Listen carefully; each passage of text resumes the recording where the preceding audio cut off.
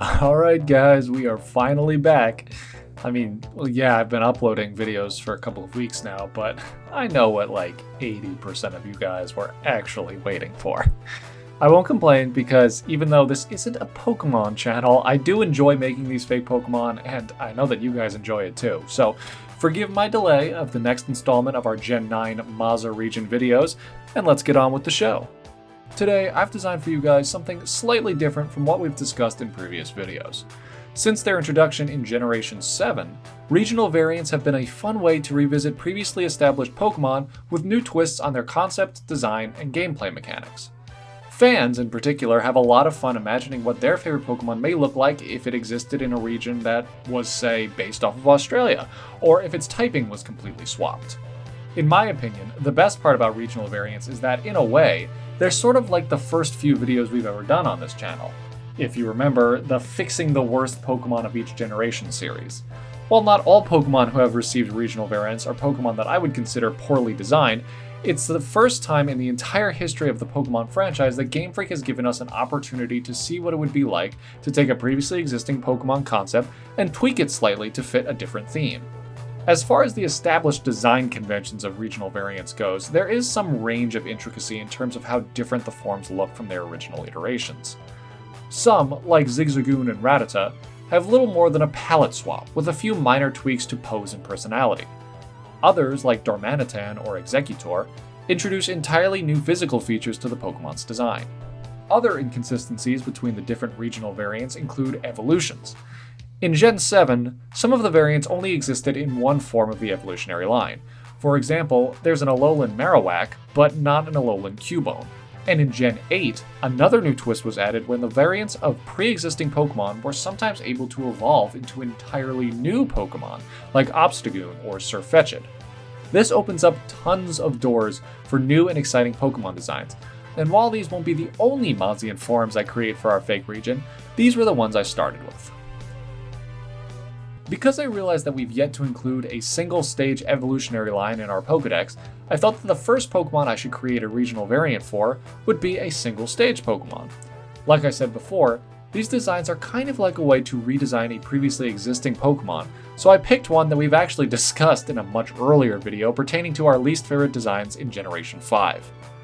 Maractus is certainly cute, but there's just something about it I wish was a little bit different. I think the main problem for me is that it's all too balanced, proportion-wise. Its arms and head adornments are the same size, and they're all about the same shape as its body. While this was probably intentional to make it look more like a cactus, I thought that we could change it in this new Mazian form. But how could we make a Pokemon that was already a cactus feel like it fit in even more in a region based off of Mexico, without keeping it a cactus? Well, it was actually a couple of you guys who answered that question for me, indirectly, in suggesting that we make a chili pepper Pokemon. Maractus, as its name suggests, is based not only off of cacti, but also maracas. And that actually works pretty well with chili peppers, as when they're dried, they make a coarse, rattling noise as the seeds shake around inside them. This also brings out the spiciness in them. Some of the hottest peppers in the world come from Mexico. But the drier the pepper, the spicier it becomes. So I thought it would also be fun to come up with a new ability to play up this little piece of trivia. Maractus, the chili Pokemon. Maractus and the Maza region have adapted not only to arid deserts, but to a host of dangerous fire and bug-type Pokemon that make survival even more difficult. As a form of defense, their spiky exterior has been replaced by smooth, durable skin, and underneath, hundreds of tiny seeds that, when shaken, can produce heat of up to 300 degrees Fahrenheit. If they are watered, their moods lighten and they become far more docile. The next Pokemon that I gave a Mazian form to is one that a lot of you have been asking for since we started this region. Mudbray, who for the record I find adorable and not at all in need of fixing, is the perfect candidate for a piñata-themed Pokemon. The significance of the donkey in Mexican culture originates largely from Catholic influence, and they're not native to the country either. In fact, they were brought over from Spain by the conquistadors many hundreds of years ago, which kind of plays into the existing theme of regional variant Pokemon being something like invasive species in the region they end up inhabiting. Of course, I didn't want this Mudbray to feel at all disliked by the people of the Maza region. It was going to be the Fiesta Pokemon, with a new ability that probably needs some balancing. I'm a character artist, not a game designer. I also realized it might come off as a little grim, bestowing a full restore on a party Pokemon after it's KO'd in battle, as if it was beaten out of it, but, I mean, it is a piñata. Mudbray, the Fiesta Pokemon. While in other regions, Mudbrays are regarded as beasts of burden, the people of the Maza region treat this Pokemon with great respect. Not only are they invaluable and loyal companions to travelers and workers, but they bring joy and excitement to trainers of all ages with their tendencies for surprises. They can produce a sparkling, brightly colored substance that can heal injuries and even taste sweetly. And for the last new Pokemon to be added to the Maza region, we have an evolution for Mazian Mudbray. Now, initially, I had intended for this Pokemon to be a Mazian form of Mudsdale, but by the time I had finished the design, I felt like it was too unique to simply be another iteration of the same Pokemon. Instead, I gave it a new name and an entirely new species of Pokemon was born. I like the idea of a Pokemon unique in its form to one particular region, evolving into an entirely new Pokemon altogether. Mudsmache definitely pushes the boundaries of what we consider to be a Pokemon, design-wise. More like Porygon in that it's a human's attempt in creating something lifelike, but clearly not as adamant as other Pokemon.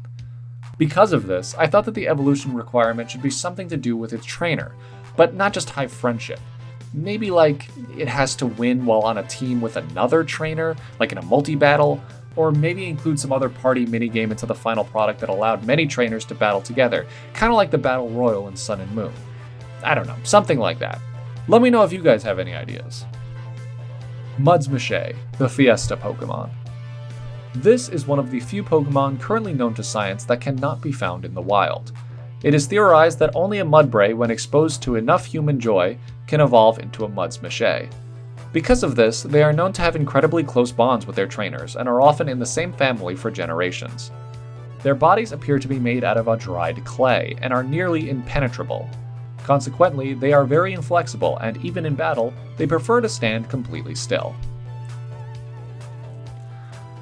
Alright guys, sorry for making you all wait, but I hope you enjoyed the next installment of our fake Pokemon video series. If you did, be sure to leave us a like and hit the subscribe button for more. And be sure to leave any other ideas you may have for new Pokemon down in the comments. I'm not sure what I want to do next for this series, so I'm open to any suggestions. Peace and love, I'll see you all in the next video.